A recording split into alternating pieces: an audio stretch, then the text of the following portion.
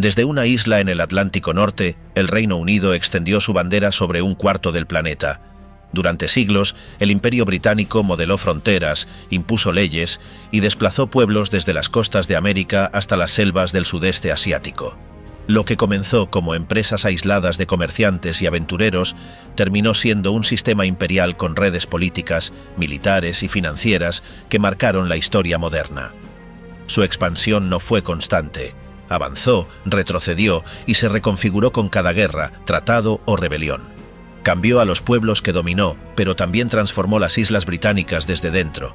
Hoy, su legado sobrevive en sistemas legales, conflictos abiertos y memorias coloniales. ¿Cómo logró una nación tan pequeña construir un imperio tan vasto? De las costas inglesas al Caribe, la primera fase del imperio. A comienzos del siglo XVI, los comerciantes ingleses empezaron a mirar hacia el Atlántico en busca de nuevas rutas que les permitieran acceder a mercados que otros europeos ya estaban explotando. Aunque Portugal y España dominaban las vías marítimas, en Londres se activaron intereses que veían en el mar una vía directa al crecimiento económico. Aparecieron navegantes como John Cabot, cuyas expediciones a Terranova no generaron asentamientos permanentes, pero sí despertaron el interés por zonas que aún no estaban bajo control católico. Las primeras décadas no ofrecieron beneficios claros, pero marcaron el inicio de un largo proceso de expansión que combinó comercio, religión y control político. En esa etapa, las iniciativas eran privadas y carecían de respaldo sistemático por parte del Estado, pero representaban una visión germinal de un imperio más allá del continente. Hacia mediados del siglo XVI se intensificaron los intentos británicos por acceder a rutas hacia Asia, sin pasar por territorios controlados por ibéricos. Aparecieron empresas como la Muscovy Company, que intentó comerciar a través del Ártico con Moscovia y Persia. Aunque limitadas en impacto, mostraban una estrategia diferente: sortear los obstáculos mediante alianzas alternativas. En paralelo, se abría el comercio con el Levante y África Occidental, donde surgieron contactos que pronto derivaron en redes de esclavitud y transporte humano. Estas incursiones iniciales formaron la base de una lógica comercial que más tarde estructuraría todo el aparato colonial. La piratería también comenzó a formar parte del repertorio inglés, con figuras como Hawkins y Drake operando en el Caribe, saqueando galeones y desafiando el monopolio español. En el último tercio del siglo XVI comenzaron a consolidarse las primeras ideas de colonización efectiva. Los proyectos de Walter Raleigh en Virginia, aunque fracasaron inicialmente, introdujeron el concepto de asentamiento agrícola bajo control británico. En 1606 se fundó la Virginia Company, una sociedad por acciones con respaldo real, encargada de establecer una colonia en la costa este de América del Norte. En 1607 se fundó Jamestown, el primer asentamiento inglés permanente en el continente. La supervivencia fue precaria, marcada por conflictos con los pueblos nativos, hambre y una economía aún no autosuficiente. Sin embargo, a partir de 1612, con la introducción del cultivo de tabaco, la colonia comenzó a generar beneficios, atrayendo nuevos colonos, inversores y apoyo desde Londres. Surgió así un modelo mixto entre empresa privada y control estatal, que se replicaría en otros territorios. En el Caribe, las colonias británicas tomaron forma a partir de la década de 1620, comenzando con Barbados. Allí, el sistema de plantaciones de caña de azúcar, inicialmente basado en trabajo europeo contratado, evolucionó rápidamente hacia un régimen esclavista de gran escala. En 1655, Jamaica fue capturada a los españoles por una expedición comandada por Robert Venables y William Penn. A partir de entonces, se convirtió en un nodo central del comercio atlántico. Las islas caribeñas generaban enormes beneficios, sobre todo tras la institucionalización del tráfico esclavo desde África, con Londres como centro financiero del proceso. La economía de plantación se volvió dominante en esa región y su modelo pronto se replicaría en otras zonas del imperio. Mientras tanto, las costas africanas se integraban a las rutas comerciales inglesas mediante enclaves en lugares como la Costa de Oro. La Royal African Company, fundada en 1672 con apoyo real, monopolizó el tráfico humano desde África Occidental hacia América. Este comercio, que incluía marfil, oro y esclavos, se convirtió en uno de los pilares de la economía imperial. Las expediciones no solo buscaban productos exóticos, sino también alianzas políticas con jefes locales, contratos de protección y ventajas sobre competidores neerlandeses y franceses. En paralelo, en Asia se abrían nuevas rutas. La East India Company, fundada en 1600, estableció factorías en Surat y Madras, penetrando en el comercio de especias, textiles y té. Aunque su presencia era aún limitada frente al dominio mogol, sentó las bases de futuras expansiones. La actividad de estas compañías privadas no era aislada, sino parte de un sistema que combinaba lógica mercantil con aspiraciones geopolíticas. La Virginia Company, la Levant Company, la Royal African Company y la East India Company actuaban con carta real, permitiéndoles funcionar como órganos semiestatales con poder para negociar, declarar la guerra o imponer leyes en sus zonas de operación. Esto generó un modelo descentralizado donde el imperio se construía desde múltiples focos autónomos, aunque todos articulados en torno a Londres. La corona mantenía cierto control formal, pero dejaba la iniciativa y los riesgos a los inversores privados. Este modelo reducía los costos para el Estado y aumentaba la velocidad de expansión. El resultado fue una red de enclaves que combinaban actividad militar, diplomática y comercial bajo bandera inglesa. El contacto con los pueblos indígenas fue desigual y cambiante. En América del Norte, los colonos dependían inicialmente de los nativos para sobrevivir, pero las tensiones por tierras, alimentos y cultura derivaron en guerras. En Virginia se produjeron masacres y represalias durante la primera mitad del siglo XVII, lo que llevó a la militarización progresiva del asentamiento. En el Caribe, los pueblos originarios fueron desplazados o exterminados, siendo reemplazados por mano de obra africana esclavizada. En África, la relación fue más comercial, con alianzas con líderes locales para garantizar el flujo constante de esclavos. En Asia, la East India Company buscó integrarse en las estructuras locales de poder, ofreciendo tributos y respetando jerarquías, al menos en sus primeras décadas. En todos los casos, el patrón fue la adaptación estratégica al entorno local con el objetivo de garantizar rentabilidad y expansión. Inglaterra no estaba sola en este proceso.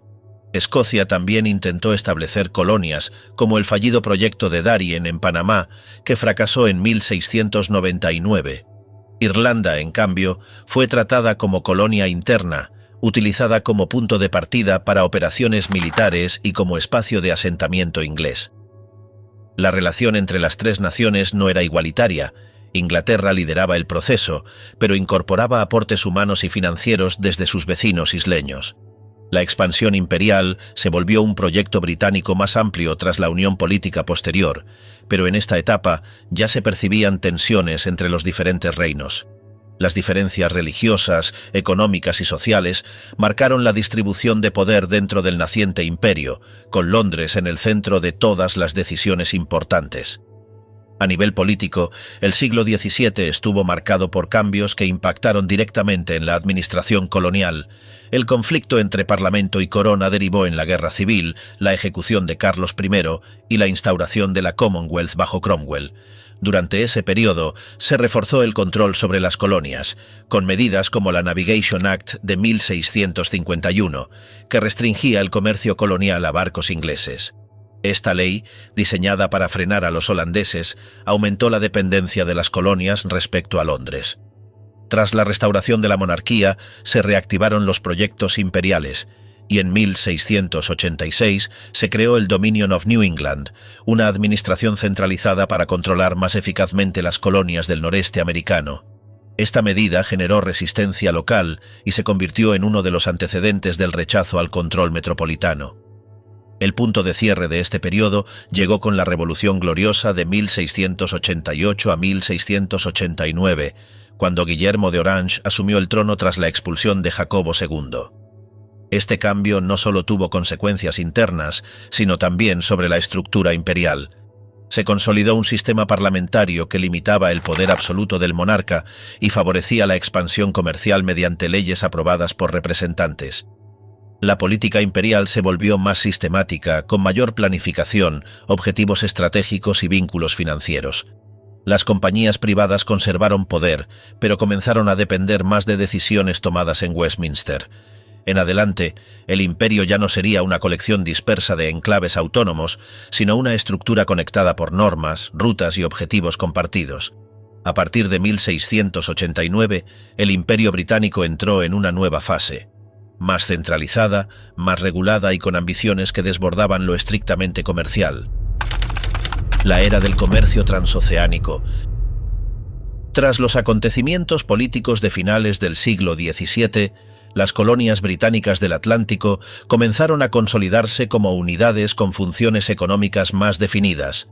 En América del Norte, las posesiones inglesas se expandieron hacia el interior, reforzando sus fronteras, mientras que en el Caribe, las islas dedicadas al cultivo intensivo de caña de azúcar ajustaron su estructura social y productiva en función de las exigencias metropolitanas. Las autoridades coloniales actuaron como engranaje entre el interés local y las prioridades del Parlamento. En algunas zonas, los asambleístas autóctonos comenzaron a ganar influencia, aunque sin romper el marco de control imperial. La economía atlántica adquirió una estructura más definida al integrar, de forma coordinada, la extracción de materias primas, la exportación de manufacturas y el traslado forzoso de personas. Esta articulación operaba entre múltiples regiones coloniales y reforzaba el papel central de las colonias en la estrategia económica del imperio. El volumen creciente de intercambio sirvió también como argumento para expandir la flota naval británica, garantizar el control marítimo y consolidar el dominio sobre las rutas clave del Atlántico. El asiento de negros otorgado por España a Gran Bretaña tras los acuerdos de Utrecht dio derecho a los británicos a introducir hasta 4.800 esclavos por año en América española. Empresas privadas, como la South, la economía atlántica, adquirió una estructura más definida al integrar de manera sistemática el comercio, la producción y el traslado forzoso de personas entre continentes. Durante el siglo XVIII, este modelo se consolidó como el eje financiero y logístico del imperio, al vincular la extracción de materias primas coloniales con la industria y el crédito en Londres. La expansión de estas rutas sirvió como justificación para el fortalecimiento de la flota naval británica y la creación de mecanismos fiscales destinados a sostener su control sobre los mares. Sea Company administraron este privilegio bajo estricta vigilancia estatal. Este acuerdo internacional consolidó la posición británica en el comercio atlántico y fortaleció la conexión entre las finanzas de Londres y las operaciones coloniales. La estructura fiscal del imperio comenzó a adaptarse a los retos del nuevo siglo. Para sostener las operaciones navales y las guerras intercoloniales, el gobierno británico creó mecanismos más complejos de recaudación en las colonias. En algunas regiones se impusieron tasas específicas sobre productos clave.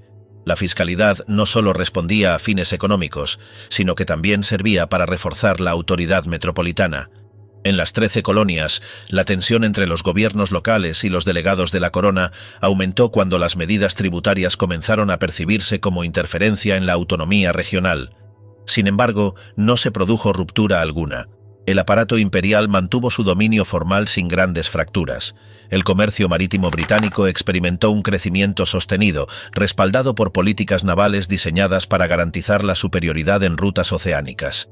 Las leyes de navegación aprobadas por el Parlamento fijaban qué mercancías debían ser transportadas en barcos británicos y con tripulación inglesa. Este marco legal fortaleció el control estatal sobre las actividades mercantiles, limitando la competencia extranjera en los territorios coloniales. A cambio, los colonos obtenían cierta protección militar, lo cual reforzaba la lealtad hacia la metrópoli en contextos de conflicto. El siglo XVIII estuvo marcado por enfrentamientos militares entre potencias coloniales. La Guerra del Asiento, iniciada en 1739, enfrentó a Gran Bretaña y España por el control de rutas y concesiones comerciales. Este conflicto, también conocido como Guerra de la Oreja de Jenkins, permitió a los británicos lanzar operaciones navales en el Caribe, especialmente contra posiciones en Cartagena y La Habana. La capacidad de movilización de tropas desde América del Norte se puso a prueba, revelando fallos logísticos y dependencia del soporte naval. Aunque los resultados fueron mixtos, la experiencia permitió ajustar estrategias para futuros enfrentamientos. En paralelo, las disputas territoriales en América del Norte escalaron entre colonos británicos y franceses. La competencia por controlar el interior del continente llevó a choques recurrentes en las zonas del Valle del Ohio y las regiones del Alto Canadá. Estas tensiones desembocaron en un conflicto mayor conocido como la Guerra de los 7 Años. Iniciada en 1756, esta guerra tuvo alcance global, pero sus consecuencias más notorias se dieron en los dominios de ultramar. En Norteamérica, las tropas británicas avanzaron sobre fortalezas francesas clave como Louisbourg y Quebec. En la India, fuerzas de la Compañía de las Indias Orientales participaron en operaciones contra enclaves franceses con el respaldo de la Royal Navy. El conflicto puso a prueba la capacidad administrativa y militar del Imperio Británico. El primer ministro William Pitt, el Viejo, reorganizó el esfuerzo bélico imperial, priorizando recursos para las campañas ultramarinas. Los mandos locales recibieron apoyo logístico desde Londres y las autoridades coloniales fueron obligadas a contribuir con hombres y suministros. El resultado fue una victoria decisiva que culminó con la firma del Tratado de París en 1763. Gran Bretaña obtuvo el control de Canadá, varias islas del Caribe y territorios clave en la India. La estructura del imperio cambió. Dejó de ser una red dispersa de enclaves y pasó a tener una forma más integrada, sostenida por el dominio naval. El crecimiento del aparato naval británico durante esta etapa fue uno de los pilares del proyecto imperial. La Royal Navy aumentó el número de navíos de línea y mejoró los sistemas de aprovisionamiento. Se construyeron nuevos astilleros y se aplicaron reformas administrativas para asegurar el funcionamiento de la flota. Esta inversión permitió establecer bases estratégicas en puertos del Atlántico, facilitando la proyección de poder en zonas como el Golfo de México, la costa occidental africana o el Mar Caribe. La superioridad naval británica no solo defendía las rutas comerciales, sino que también actuaba como instrumento de negociación diplomática en escenarios internacionales. El papel de las colonias caribeñas se reforzó a través de ajustes legales y administrativos. En Jamaica y Barbados se introdujeron consejos locales bajo vigilancia metropolitana, lo que permitió a Londres ejercer control sin necesidad de presencia constante. Los hacendados locales participaron en las decisiones sobre impuestos, milicias y normas de comercio, aunque los gobernadores seguían siendo nombrados por la corona. Este equilibrio inestable funcionó mientras los intereses locales coincidían con los objetivos imperiales. Cuando surgían tensiones, las autoridades británicas intervenían con medidas restrictivas. La economía del azúcar generó grandes beneficios para los sectores financieros y comerciales de Londres y Bristol. Inversionistas ingleses canalizaron capital hacia plantaciones, refinerías y redes de distribución. El vínculo entre esclavitud, producción agrícola y exportación se convirtió en uno de los motores de acumulación imperial. Los seguros marítimos, las casas de préstamo y los bancos se beneficiaban del tráfico constante entre islas productoras y puertos europeos. El volumen de mercancías transportadas creció de forma sostenida entre 1700 y 1760, lo que consolidó la idea de que las colonias eran esenciales para la prosperidad nacional. En paralelo, las colonias de América del Norte vivieron un aumento demográfico. La llegada de migrantes británicos, irlandeses, escoceses y de otras regiones europeas amplió el tamaño y la diversidad de las comunidades coloniales. Las ciudades portuarias como Boston, Nueva York y Filadelfia crecieron en importancia económica. Surgieron imprentas, talleres artesanales, centros de comercio y asambleas locales con cierta capacidad de decisión. Aunque el poder final seguía residiendo en Londres, las estructuras locales mostraban señales de maduración institucional. La vida política en las colonias se volvió más compleja, con debates entre élites regionales y funcionarios reales. El equilibrio entre centralización y autonomía fue una constante en esta fase. Las colonias aceptaban la soberanía británica siempre que no se percibiera una intrusión excesiva. Las guerras sirvieron como catalizador para fortalecer los lazos imperiales, pero también revelaron fisuras. La obligación de financiar conflictos generó resistencias en algunos sectores coloniales. Aunque no se planteó una ruptura formal, comenzaron a surgir discursos que cuestionaban ciertas decisiones del Parlamento. Estas tensiones aún no eran dominantes, pero anticipaban dinámicas que cobrarían fuerza en décadas posteriores. Al finalizar la Guerra de los 7 Años, Gran Bretaña había ampliado su imperio de forma notable. La victoria sobre Francia le otorgó nuevos territorios y confirmó su hegemonía naval. Sin embargo, el coste financiero del conflicto obligó a revisar las políticas fiscales y administrativas. La administración imperial debía decidir cómo gobernar sus dominios sin perder eficacia ni provocar descontento. Las decisiones tomadas en esta coyuntura marcarían el rumbo del imperio durante la segunda mitad del siglo XVIII. De América a Asia y el Pacífico, el giro territorial británico. Las medidas introducidas tras el fin de la Guerra de los 7 Años alteraron el equilibrio entre la metrópoli y sus posesiones norteamericanas. En 1763, el gobierno británico impuso nuevas restricciones comerciales y fiscales que buscaron incrementar los ingresos del tesoro mediante mayores contribuciones de las colonias. La ley del azúcar y la ley del timbre se convirtieron en el símbolo del cambio en la relación entre Londres y sus súbditos de ultramar. Las autoridades coloniales, acostumbradas a un grado significativo de autonomía, rechazaron la intervención directa del Parlamento británico en asuntos fiscales, especialmente en ausencia de representantes electos. Los años siguientes vieron crecer la tensión en torno a la cuestión de la representación política. Las protestas en Boston y otras ciudades portuarias derivaron en boicots, disturbios y ataques contra agentes fiscales. La violencia alcanzó un punto crítico con los enfrentamientos de 1770 y 1773, incluida la destrucción del té en el puerto de Boston. El Parlamento respondió con leyes punitivas que buscaban reafirmar la autoridad imperial, pero solo profundizaron el descontento. En 1775 estalló el conflicto armado en Lexington y Concord, marcando el inicio de la guerra abierta entre las colonias rebeldes y la corona. La Declaración de Independencia en 1776 formalizó la ruptura. 13 colonias proclamaron la creación de una nueva nación, y las fuerzas británicas se enfrentaron a una resistencia organizada y respaldada por potencias europeas como Francia y España. La prolongación del conflicto desgastó los recursos militares y económicos británicos. Tras la rendición en Yorktown en 1781, las negociaciones llevaron al Tratado de París en 1783, que reconoció oficialmente la independencia estadounidense y forzó a Gran Bretaña a redefinir su política imperial. El impacto de la derrota fue profundo. En lugar de una retirada general, el gobierno de Londres promovió una reorganización estructural del imperio restante. Canadá, el Caribe y las colonias asiáticas adquirieron una nueva centralidad en la estrategia imperial. Se impulsó una administración más profesional, con funcionarios que debían responder a directrices precisas desde la metrópoli. La pérdida de América del Norte también reforzó el interés en Asia y el Pacífico, donde se incrementaron las inversiones y las expediciones comerciales. En la India, la Compañía de las Indias Orientales reforzó su papel político tras el colapso del control mogol.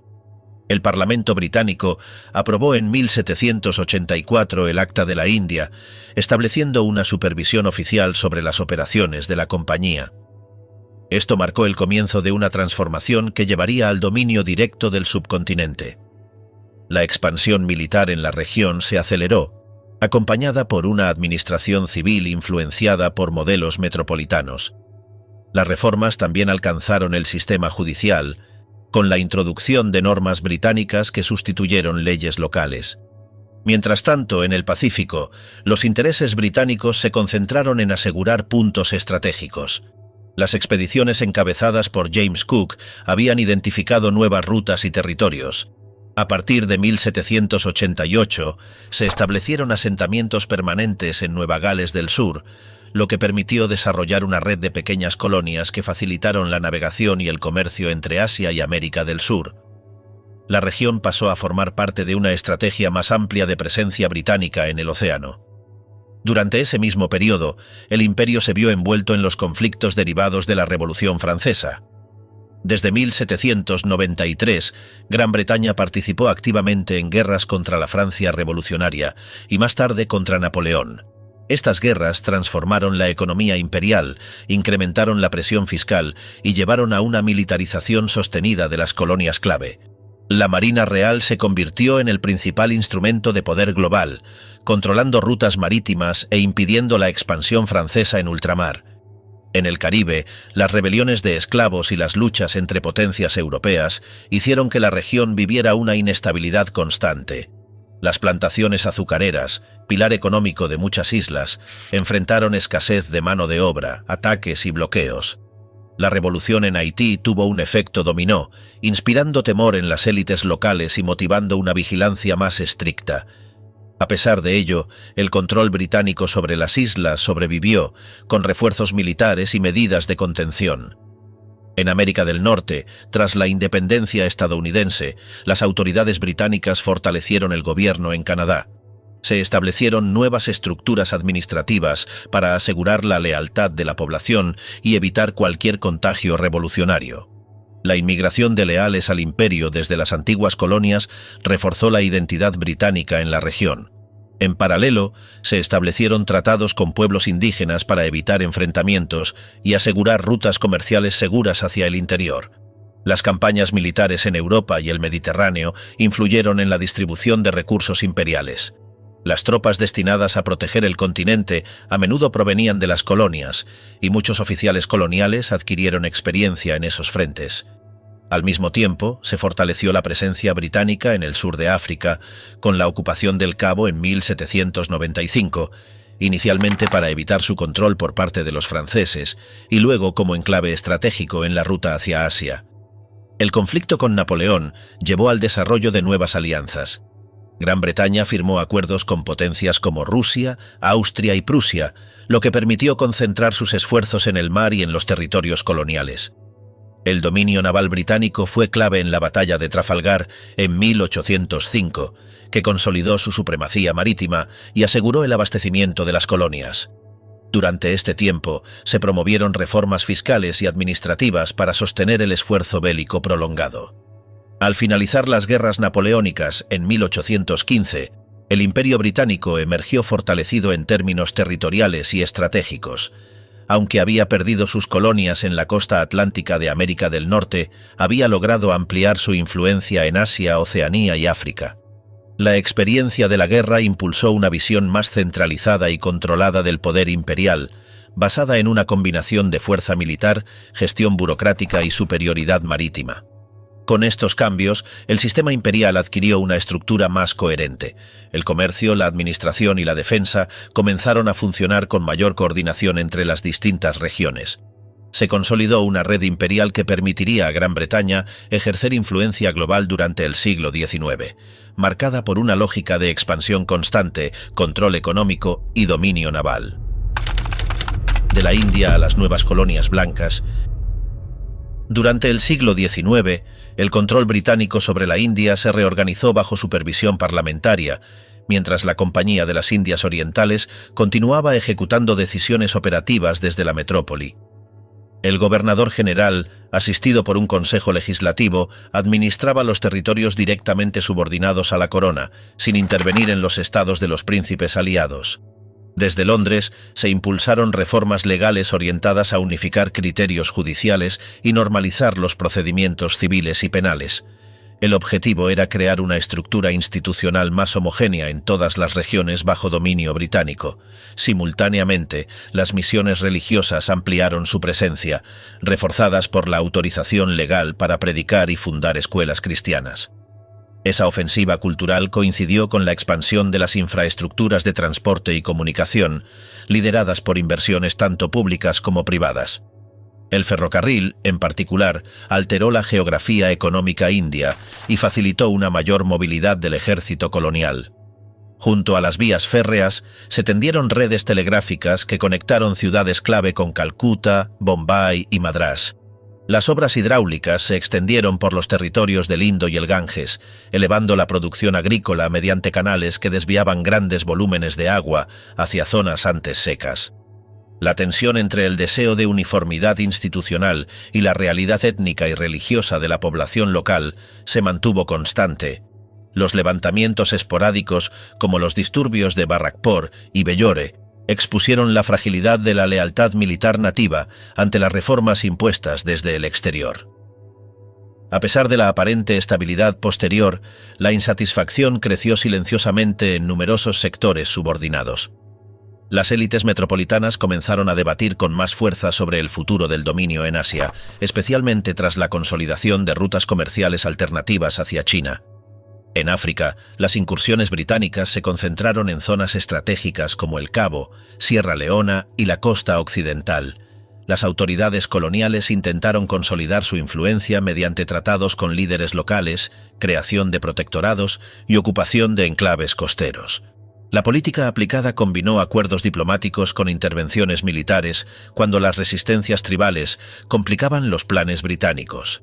Las campañas en la región del Níger y el Golfo de Benín fueron acompañadas por informes que destacaban la importancia económica de esos territorios por sus recursos agrícolas, maderas valiosas y mano de obra accesible. A medida que avanzaba el siglo, se intensificó la presencia naval y se instalaron puestos administrativos permanentes, con el respaldo del almirantazgo y de comerciantes londinenses interesados en exportaciones tropicales.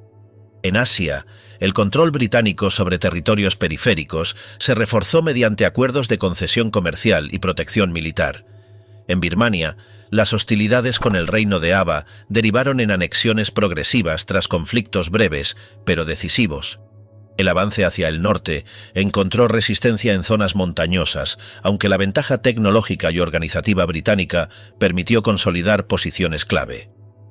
En Hong Kong y sus alrededores, el dominio se aseguró gracias a tratados firmados con la corte Qing, después de conflictos vinculados al tráfico de opio y a la apertura forzada de puertos para el comercio internacional. Durante este periodo, la migración británica hacia las colonias de población blanca alcanzó niveles sin precedentes. En Canadá, Australia y Nueva Zelanda, miles de familias se trasladaron en busca de mejores oportunidades. La legislación británica favoreció ese movimiento con ayudas al transporte y cesión de tierras. En paralelo, las autoridades coloniales facilitaron la incorporación de los recién llegados mediante leyes que reconocían sus derechos civiles, siempre que juraran lealtad a la corona. Las nuevas ciudades creadas en esos territorios replicaban modelos arquitectónicos y administrativos británicos. Las iglesias, escuelas y tribunales operaban bajo los mismos principios que en Londres, mientras los parlamentos locales adoptaban estructuras representativas parecidas a las de Westminster, aunque limitadas por la autoridad del gobernador nombrado por el gobierno central.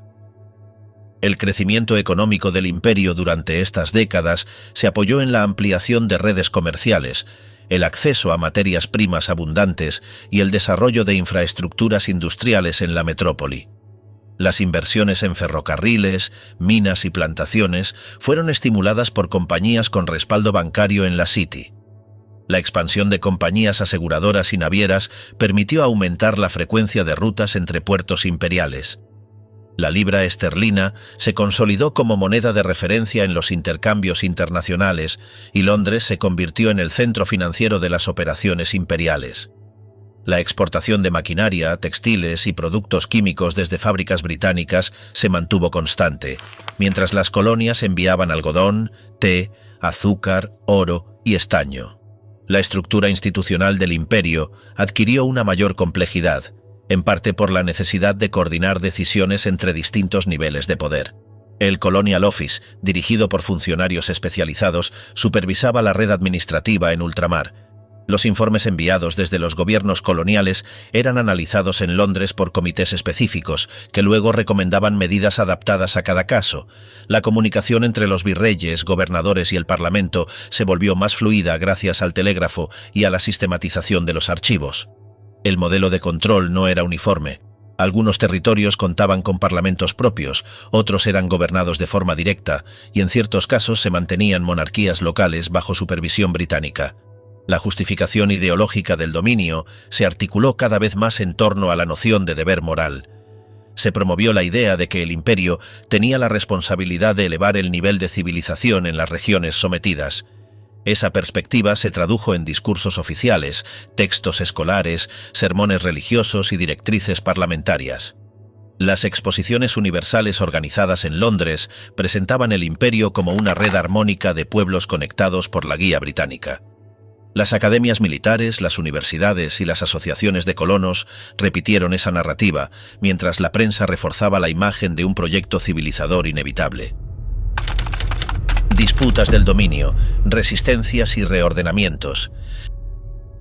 La incorporación del territorio egipcio al control británico no se ejecutó por medios directos desde el inicio. Aunque la ocupación militar comenzó en 1882, el aparato administrativo local se mantuvo formalmente intacto. Sin embargo, las decisiones reales se desplazaron progresivamente a funcionarios británicos. Evelyn Baring, designado como cónsul general, lideró las reformas económicas desde 1883, utilizando el aparato estatal egipcio para ajustar las finanzas, racionalizar los ingresos y limitar los gastos. Las instituciones existentes se conservaron para evitar choques abruptos, aunque subordinadas a las prioridades del Tesoro británico.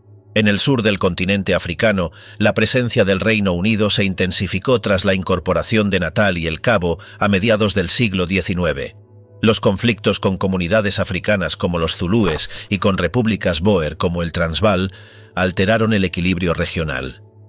El descubrimiento de diamantes en Kimberley, en la década de 1870, aceleró la rivalidad. El conflicto con los bóer culminó en la Primera Guerra Anglo-Bóer de 1880 a 1881, cuando el imperio intentó reafirmar su dominio en el Transvaal. A pesar de una victoria británica inicial, los acuerdos posteriores devolvieron cierta autonomía, aunque sin reconocer completamente la independencia del territorio. La segunda fase de intervención en Sudáfrica se desplegó bajo un enfoque más decidido. Cecil Rhodes impulsó una estrategia expansiva desde el Cabo, respaldando el control de rutas comerciales hacia el norte y fomentando anexiones en Bechuanalandia y Mashonalandia. Este avance se consolidó con la fundación de Rhodesia, nombrada en su honor. La Segunda Guerra Anglo-Bóer, 1899 a 1902, estalló ante la resistencia de las repúblicas de Orange y Transvaal, que se oponían a la supremacía británica. La campaña militar fue larga y costosa, con combates prolongados, uso de campos de concentración y represión sistemática. La victoria final llevó a la integración de ambos territorios dentro de la administración imperial. En otras regiones del Pacífico, la estrategia imperial también respondió a objetivos económicos y logísticos.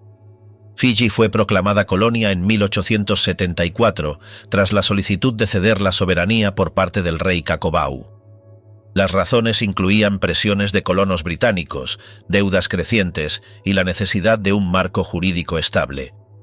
Al mismo tiempo, la presencia en Australia y Nueva Zelanda se reforzó mediante acuerdos con líderes indígenas y políticas de colonización. En Nueva Zelanda, la guerra maorí de la década de 1860 dejó a las autoridades británicas con control efectivo sobre las islas, aunque enfrentaron resistencias intermitentes en décadas posteriores. El escenario imperial también se vio marcado por tensiones internas en distintos puntos del dominio. En la India, las reformas iniciadas tras la rebelión de 1857 se mantuvieron activas durante el último tercio del siglo XIX. Se promovió la educación en inglés, se consolidaron cuerpos burocráticos y se intentó atraer colaboracionistas locales. No obstante, la aparición del Congreso Nacional Indio en 1885 marcó un giro. Este organismo canalizó demandas de participación y expresó críticas frente a decisiones fiscales, falta de acceso a altos cargos y políticas agrarias.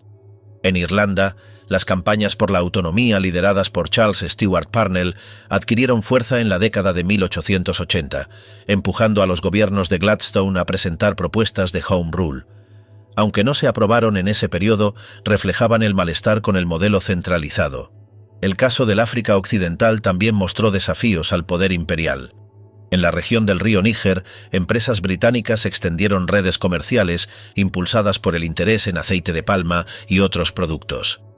La Royal Niger Company obtuvo carta real en 1886, operando con atribuciones cuasi estatales. Sin embargo, la resistencia de comunidades locales, junto a conflictos con potencias europeas como Francia y Alemania, condujo a una intervención más directa. Para 1900, el área fue reestructurada como protectorado, bajo el control formal de la administración colonial. En paralelo, los nacionalismos dentro de las colonias adoptaron expresiones diversas. En Egipto, la figura de Ahmed Urabi lideró una revuelta en 1881 a 1882 que cuestionó el dominio británico y la élite local. Aunque fue derrotado y exiliado, dejó un precedente de oposición articulada con sectores del ejército y funcionarios. En la India, voces como las de Dadabhai Naoroji y Gopal Krishna Gokhale comenzaron a denunciar la extracción de recursos y los desequilibrios en el comercio. En Irlanda, además de las campañas parlamentarias, surgieron movimientos de acción directa como la Hermandad Republicana Irlandesa. Las manifestaciones del nacionalismo también se percibieron en otras regiones. En Birmania, tras la anexión de 1885, las autoridades británicas enfrentaron años de rebeliones armadas en zonas rurales. En África Oriental, la imposición del control colonial sobre territorios como Kenia o Uganda generó focos de resistencia, especialmente cuando las autoridades impusieron trabajos forzados, restricciones a la tierra y monopolios comerciales. Estas respuestas variaban en intensidad y forma, pero tenían en común el rechazo a estructuras impuestas sin consulta ni representación. Mientras tanto, dentro del propio Reino Unido se afianzó una narrativa imperial que alimentaba la identidad nacional. La expansión del imperio fue presentada como un deber civilizador, promovido por discursos públicos, manuales escolares y celebraciones patrióticas. Instituciones como el ejército, la Iglesia anglicana y la administración colonial se mostraban como vehículos de progreso. Eventos como la Exposición Imperial de 1886 o el Jubileo de Diamante de la Reina Victoria en 1897 reforzaban ese imaginario, destacando la diversidad de pueblos bajo la corona y exaltando el papel de Londres como centro de mando global. La cultura visual y editorial también reforzó esa percepción. Las publicaciones ilustradas, como The Graphic o Illustrated London News, presentaban imágenes de campañas militares, escenas exóticas y retratos de gobernadores. En la literatura, autores como Rudyard Kipling contribuyeron a difundir valores imperiales con relatos ambientados en las colonias. Al mismo tiempo, en los clubes y sociedades metropolitanas se difundían mapas, estadísticas y crónicas que daban forma a una conciencia imperial compartida entre distintos sectores sociales.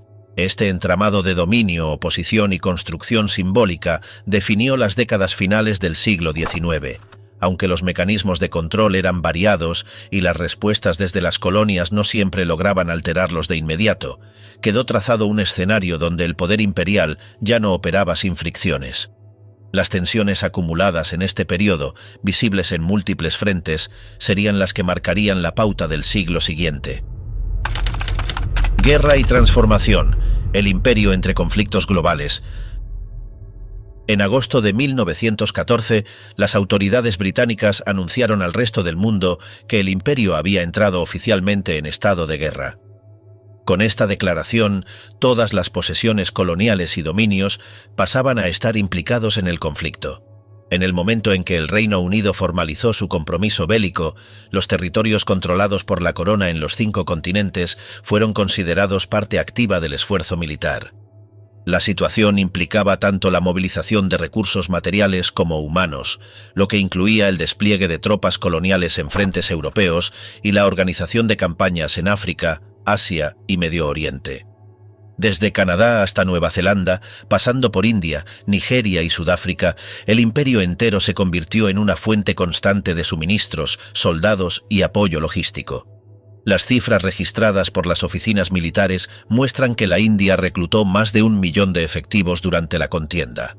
También hubo contribuciones relevantes desde África Occidental Británica, cuyos batallones fueron enviados a combatir en regiones como el Camerún alemán o el este africano. Las autoridades coloniales gestionaron el reclutamiento mediante alianzas con caciques locales, aunque en muchos casos también se recurrió a formas coercitivas. En el Pacífico, fuerzas australianas y neozelandesas ocuparon antiguos enclaves alemanes, ampliando el control territorial británico.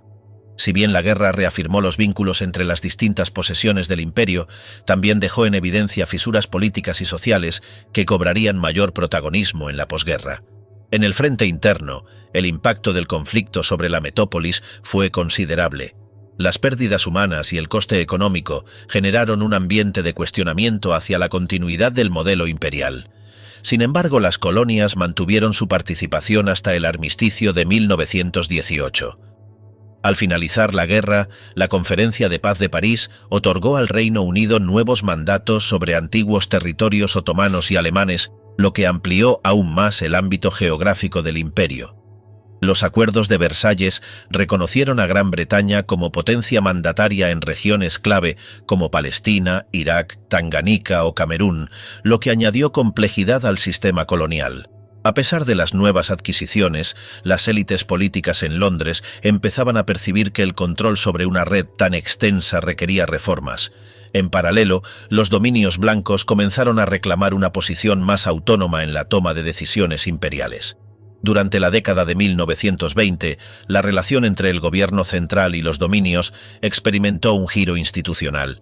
En 1926, la Conferencia Imperial de Londres reconoció la igualdad de estatus entre el Reino Unido y los dominios, como Canadá, Australia, Nueva Zelanda y Sudáfrica.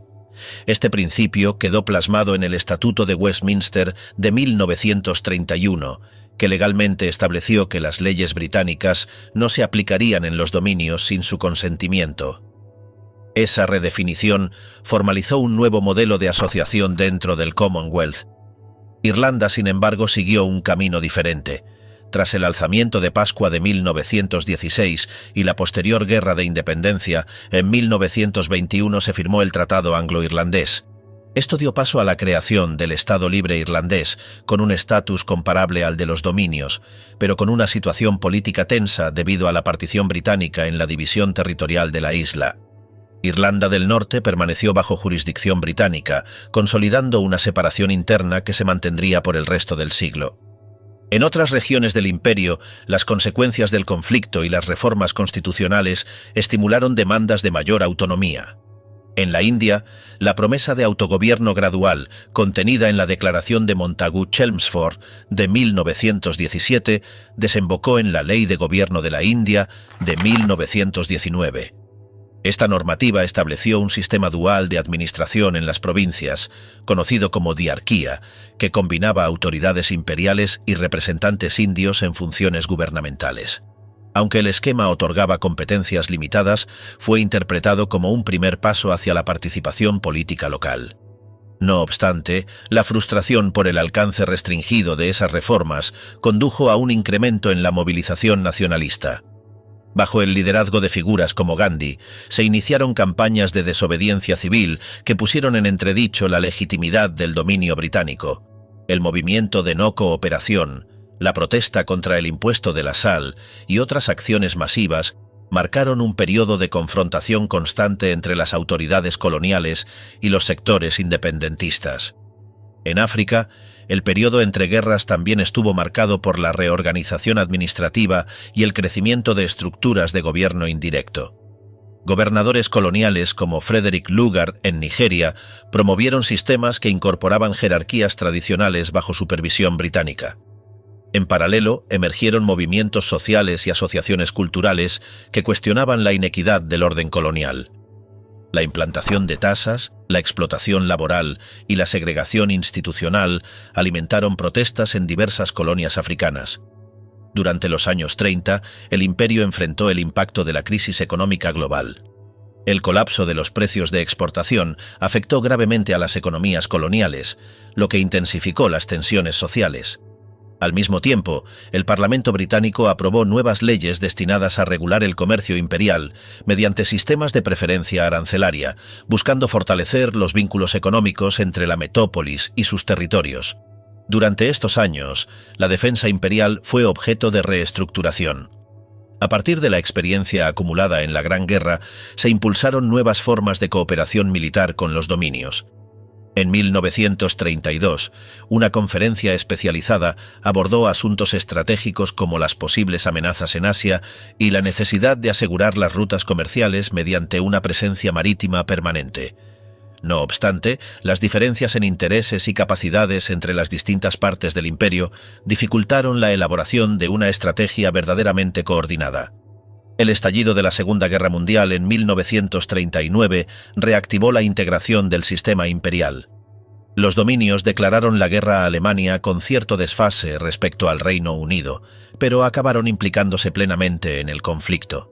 Tropas procedentes de Canadá, Australia, Nueva Zelanda, Sudáfrica y la India participaron en teatros bélicos tan diversos como el norte de África, Europa, el Mediterráneo y el sudeste asiático. El gobierno británico, a través del Ministerio de Información, coordinó campañas de propaganda destinadas a resaltar la unidad del imperio frente a la amenaza del Eje. Al mismo tiempo, los servicios de inteligencia como el MI5 y el PSOE operaron en territorios coloniales para asegurar la lealtad de las poblaciones locales y contrarrestar la infiltración enemiga. Se establecieron también bases militares en colonias estratégicas para facilitar las operaciones aliadas. Durante el conflicto, la India se convirtió en un pilar logístico clave. Albergó instalaciones militares, rutas de abastecimiento hacia China y frentes del sudeste asiático. A pesar de ello, el movimiento independentista intensificó su presión. En 1942, el Congreso Nacional Indio lanzó la campaña Abandonen la India, exigiendo la salida inmediata de los británicos. La respuesta del virrey fue arrestar a los principales dirigentes, lo que provocó una ola de disturbios. Mientras tanto, en África se reclutaron miles de soldados para luchar bajo bandera británica, y se utilizaron bases en Nigeria, Ghana, Kenia y Sudáfrica para entrenamiento y apoyo logístico.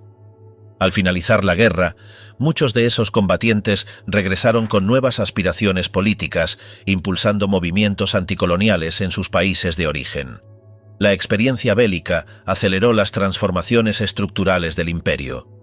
La metrópolis, debilitada por el esfuerzo militar y con una economía exhausta, carecía de recursos para sostener el aparato imperial en su forma anterior.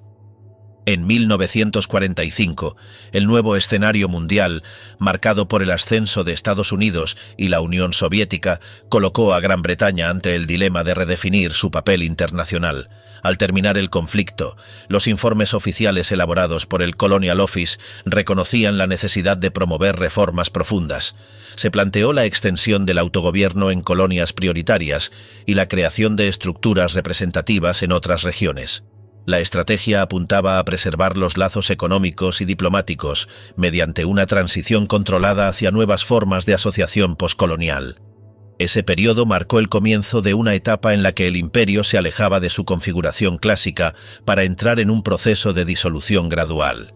Las iniciativas del Commonwealth, la planificación de independencia para la India y la aparición de liderazgos locales en todo el continente africano indicaban que el modelo anterior ya no podía sostenerse.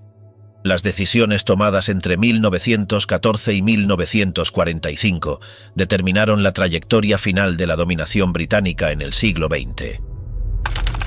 Los últimos acuerdos, transiciones y rupturas del poder.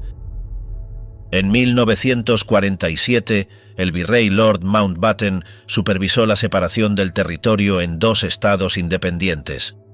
Esta división provocó migraciones masivas y episodios violentos, con Punjab y Bengala como epicentros de desplazamientos forzados. El nuevo gobierno del Congreso Nacional Indio aceptó la partición mientras que la Liga Musulmana impulsó la creación de Pakistán como nación soberana. En paralelo, Ceilán y Birmania también lograron autonomía completa poco después, formalizando así el desmantelamiento del control británico sobre el sur de Asia. En África, la salida del Reino Unido fue más gradual. La Gold Coast, tras reformas políticas que incluyeron la elección de asambleas locales, alcanzó su independencia como Ghana en 1957, bajo el liderazgo de Kwame Nkrumah. Nigeria siguió en 1960, después de un proceso de federalización que reorganizó sus regiones bajo una constitución pactada. En el este africano, Tanganica obtuvo su soberanía en 1961 tras años de reformas legislativas. Kenia enfrentó un camino más violento, con la rebelión Mau Mau en los años 50, a la que Londres respondió con una campaña militar prolongada y la detención de líderes como Jomo Kenyatta. A pesar de ello, Kenia se convirtió en república independiente en 1963. La descolonización también avanzó en la región del Caribe. Jamaica y Trinidad y Tobago se separaron del Reino Unido en 1962. Posteriormente, otros territorios caribeños obtuvieron su independencia a lo largo de las décadas siguientes. En paralelo, el plan para formar una federación de las Indias Occidentales fracasó por divisiones internas y falta de consenso sobre su estructura política y económica. El Canal de Suez, controlado por británicos desde el siglo XIX, se convirtió en epicentro de una grave crisis internacional en 1956.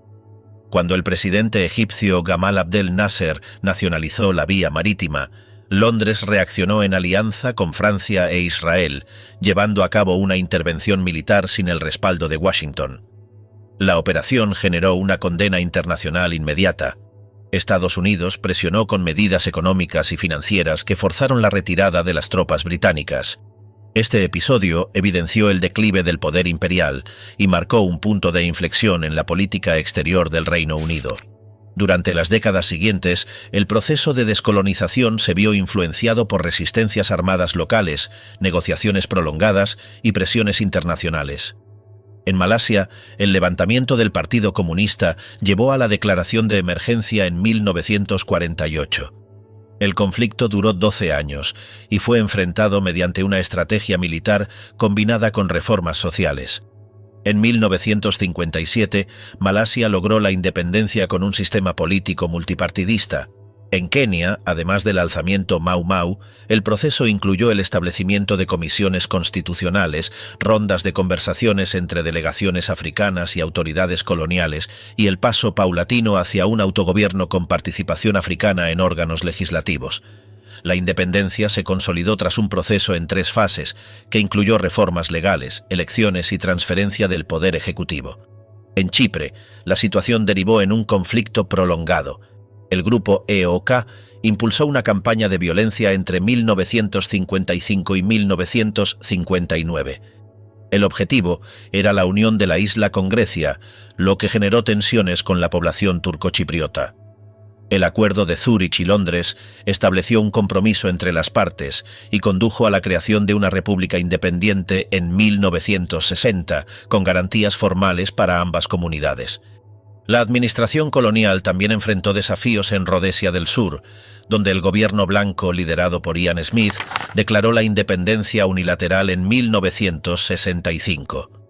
Esta acción no fue reconocida internacionalmente y provocó una oleada de sanciones. El enfrentamiento armado entre las fuerzas de seguridad y los movimientos guerrilleros del ZANU y ZAPU se prolongó durante años. La transición concluyó con los acuerdos de Lancaster House en 1979, que establecieron elecciones supervisadas y permitieron la fundación de Zimbabue como Estado soberano. En África Occidental, Sierra Leona y Gambia completaron su proceso de independencia en 1961 y 1965, respectivamente. Las autoridades británicas facilitaron la creación de estructuras administrativas propias antes de abandonar formalmente el poder. Mientras tanto, el Camerún británico celebró un plebiscito en 1961 que condujo a su integración parcial con el Camerún francófono. En Uganda, tras conflictos entre el gobierno colonial y los reinos tradicionales, se formó una constitución federal. Idi Amin asumió el poder mediante un golpe de Estado en 1971, lo que deterioró la estabilidad del país. En el caso de Zambia y Malawi, antiguamente parte de la Federación de Rodesia y Nyasalandia, la independencia se logró mediante consultas políticas y disolución de la unión forzada. Kenneth Kaunda asumió el liderazgo en Zambia y Hastings Banda en Malawi, ambos bajo esquemas presidenciales. El proceso descolonizador también se extendió a territorios insulares. Fiji, con una población dividida entre indígenas y descendientes de trabajadores indios, obtuvo la independencia en 1970 tras reformas institucionales. Las Islas Salomón y Tuvalu siguieron en 1978 y Kiribati al año siguiente. En cada caso, la transición fue organizada bajo marcos constitucionales adaptados a las condiciones locales.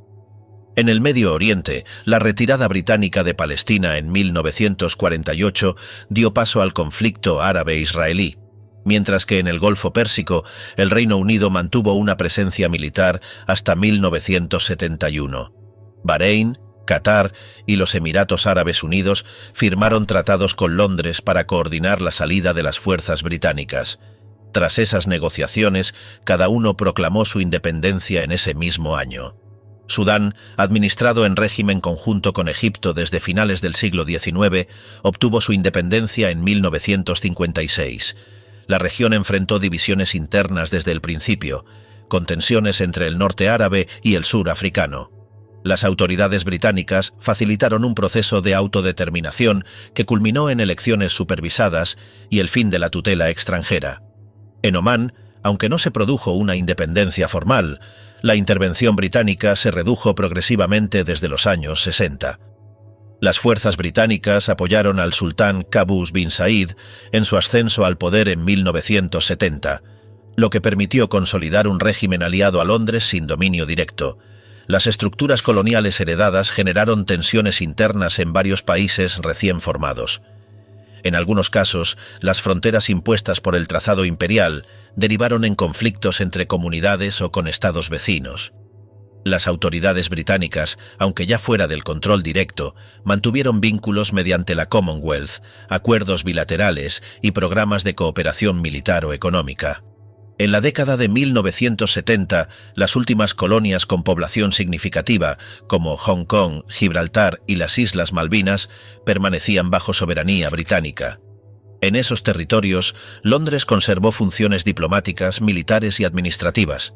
Sin embargo, el principio de autodeterminación quedó formalmente incorporado en la política exterior británica a partir de documentos oficiales como el Libro Blanco sobre territorios dependientes. El gobierno británico gestionó el final de su imperio mediante una combinación de reformas institucionales, negociaciones bilaterales y cesiones estratégicas. En todos los casos, la retirada fue presentada como un proceso ordenado, basado en acuerdos mutuos y marcos constitucionales previamente definidos. Las decisiones sobre el ritmo de cada independencia variaron según el contexto local. En territorios con movimientos armados activos, como Malasia o Rodesia, el proceso fue más lento y condicionado por la seguridad. En regiones donde existía una clase política organizada, como en Ghana o India, la transferencia de poder fue más estructurada y rápida. Algunos líderes africanos y asiáticos participaron directamente en las negociaciones con las autoridades británicas. Las conferencias de Londres, Lancaster House y Zúrich reunieron a representantes coloniales y metropolitanos en rondas sucesivas para definir marcos de transición. Estas reuniones permitieron la creación de nuevas constituciones, el reconocimiento de partidos políticos locales y la definición de las futuras relaciones con el Reino Unido. La presencia militar británica disminuyó progresivamente, con cierres de bases, repatriación de tropas y reducción de acuerdos de defensa. En paralelo, se reforzaron los mecanismos diplomáticos y comerciales mediante el establecimiento de embajadas, tratados bilaterales y membresía en organizaciones internacionales. El proceso de descolonización británico no fue uniforme ni exento de conflictos. Sin embargo, entre 1947 y 1980, el Reino Unido pasó de ser una potencia imperial con presencia en 5 continentes a convertirse en un estado poscolonial con influencia limitada a través de la Commonwealth y sus redes diplomáticas. El legado del imperio persistió en las estructuras políticas, las lenguas oficiales y las relaciones económicas de los nuevos estados. Del control al recuerdo, el Reino Unido frente a su pasado colonial. La transición imperial tuvo su cierre formal cuando, en 1980, Zimbabue obtuvo el reconocimiento oficial como Estado independiente. Este episodio marcó el último acto de retirada británica del África colonial y simbolizó el final del control directo sobre amplios territorios. Desde entonces, el papel internacional del Reino Unido comenzó a centrarse en mantener relaciones bilaterales, acuerdos estratégicos y alianzas diplomáticas sin estructuras de poder colonial. Las tensiones surgidas durante el proceso de independencia de Rodesia del Sur revelaron las dificultades internas de esa transición. El gobierno británico, presionado por la situación interna en Salisbury y por las divisiones dentro del propio Commonwealth, se vio obligado a intervenir en las negociaciones que llevaron a la firma del Acuerdo de Lancaster House. Este tratado sentó las bases legales para la independencia de Zimbabue, pero también dejó en evidencia la pérdida de capacidad británica para imponer soluciones unilaterales en las antiguas colonias. El papel de las potencias regionales, junto a la presión internacional y la influencia de actores no estatales, configuró un escenario en el que Londres ya no era el centro de decisión. El acuerdo firmado en 1984 entre Margaret Thatcher y Deng Xiaoping estableció que el territorio volvería a control chino bajo el principio de un país, dos sistemas. La administración británica preparó el traspaso durante más de una década, gestionando asuntos económicos, sociales y legales para mantener la estabilidad hasta el cambio de soberanía. La ceremonia de entrega, celebrada en presencia del príncipe de Gales y altos funcionarios chinos, fue cuidadosamente organizada para transmitir una imagen de orden y responsabilidad compartida. Durante las décadas posteriores a la descolonización, el Reino Unido ajustó sus relaciones exteriores para adaptarse a su nueva condición. Las instituciones imperiales fueron reemplazadas por acuerdos bilaterales o multilaterales, y muchas de las redes informales heredadas del periodo colonial continuaron funcionando, aunque en formas distintas. Las estructuras legales, lingüísticas y administrativas implantadas por la metrópoli siguieron influyendo en los estados que habían formado parte del imperio, generando formas de dependencia simbólica, económica o institucional.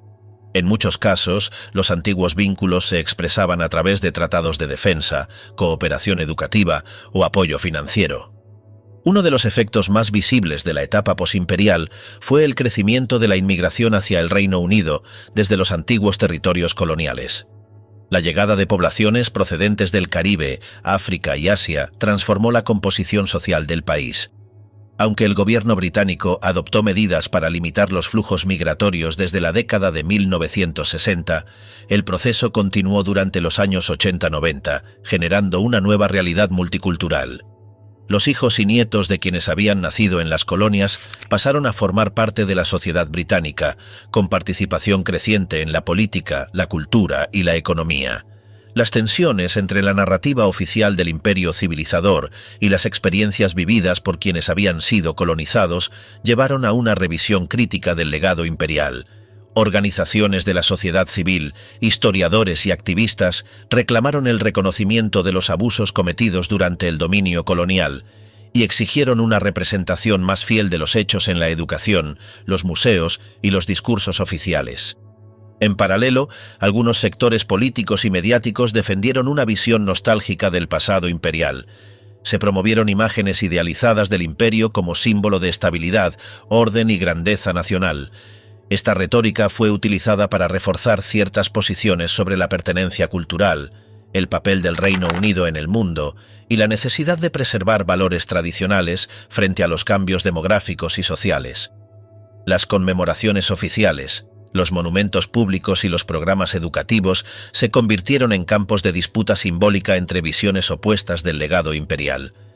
La evolución del Commonwealth durante este periodo refleja las ambigüedades del posimperialismo británico.